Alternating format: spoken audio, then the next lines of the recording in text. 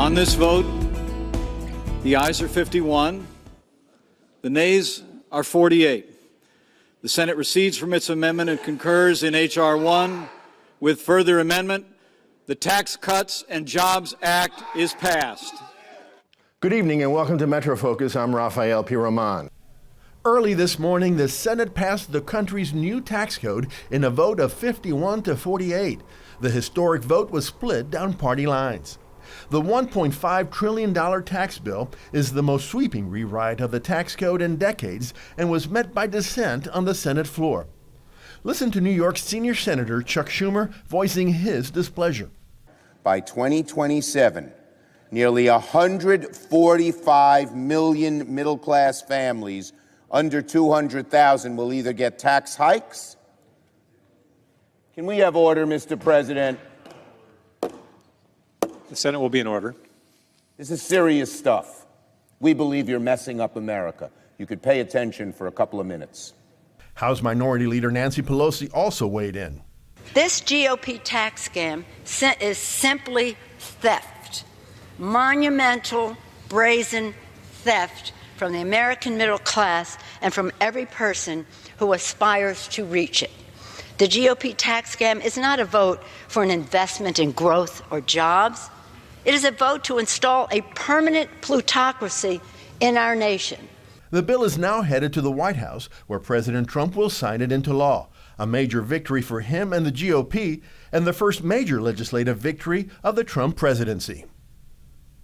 The bill will have a major effect on the economy, and while it will make deep and lasting cuts in corporate taxes, most of the changes affecting taxpayers will expire after 2025. For now, the bill seems to be unpopular. According to an NBC Wall Street Journal poll, 41% of Americans surveyed said that the plan was a bad idea, up from 35% in October. House Speaker Paul Ryan reacted to criticism Wednesday morning on NBC's Today Show. People are living paycheck to paycheck in this country. More than half of the people are in this country. Another group of people in this country are about one check away from living paycheck to paycheck. We have not had a 3% growth economy since before the Great Recession in 2008. What that means is stagnant wages, flat living standards. You have to get faster economic growth so that people can get ahead in America. That's what we're doing. The average tax cut for the median family of four in America is going to be $2,059.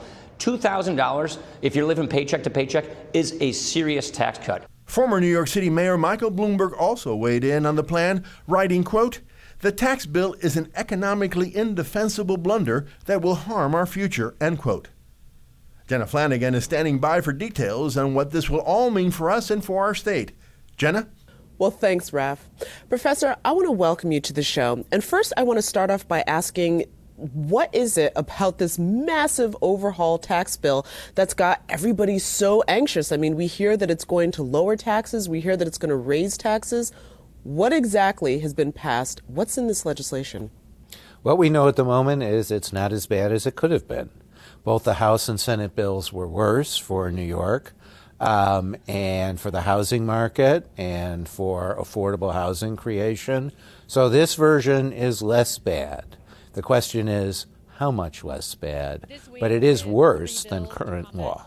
Okay, well, I was actually reading a lot of the articles that you'd written for Crain's, and you did a pretty clear breakdown of exactly how this would raise taxes on some of New York's higher earners. People making $1 million would pay X amount more. Families making $10 million would pay even more than that. So I'm wondering if this increase in taxes on New York's highest earners would create an upset that might give them the incentive to leave New York State entirely.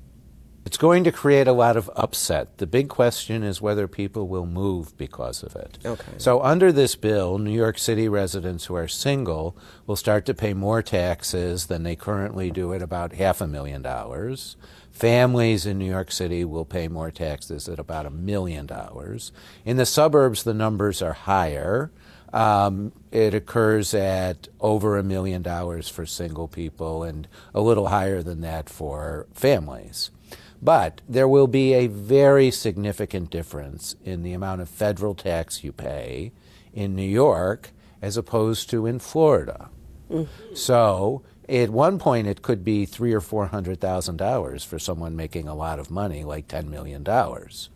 So the question is whether that gap is big enough that people will consider moving.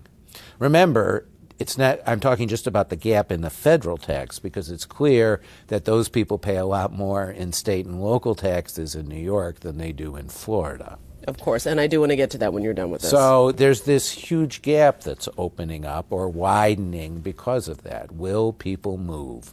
That is the big question. And there is no definitive answer at the moment. But why is this so important? 40% of all state income tax revenue is paid by the top 1%. 75% of all city income tax revenue comes from the top 10%.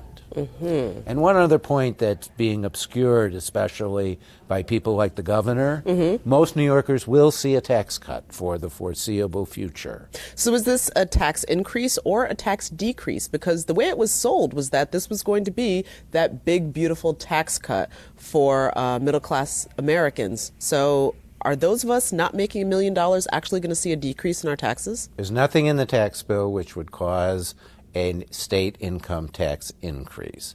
As a matter of fact, if he did raise income taxes in New York, for example, wouldn't more of these rich people leave, therefore losing more revenue? It's not the tax bill that is a threat. It's everything else that has been proposed. Big budget cuts, changes to the Affordable Care Act. Those are the threats to New York City and New York State's budget. You know, there's been too much rhetoric and not enough factual analysis here, and the governor and the mayor, too, are pretty big culprits in this.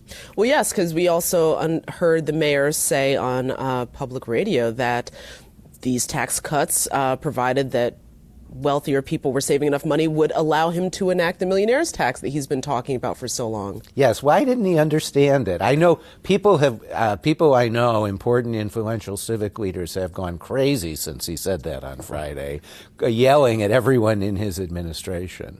Millionaires in New York City will pay more under the federal tax bill, not less. One of the phrases that we keep hearing attached to this legislation over and over again is pass-through companies, and that they're going to benefit really big with this. First of all, what is a pass-through company, and how is it that they benefit? Well, pass-through companies are, if you're a small business, you organize yourself so that the business doesn't pay any taxes. All of its profits are passed through to the individuals who pay taxes on their individual tax return.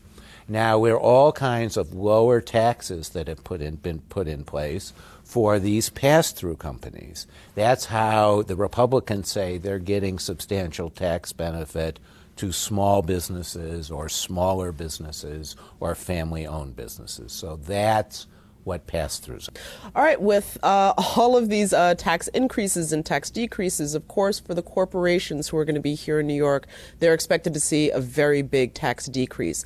Do we have any understanding of what that decrease would actually do for New York? Good question. What will the decrease in the taxes of corporations do for New York City? Will they use that money and reinvest in the city? Will they hire more people? The Republicans would tell us that's going to happen nationally. I don't have an answer to you, but I will tell you it really is an important question. All right. Well, listen, thank you so much for joining us on Metro Focus, and we will be back when we start to get a clearer idea of how this tax overhaul works. You'll be welcome. Thank you. Thank you so much for joining us.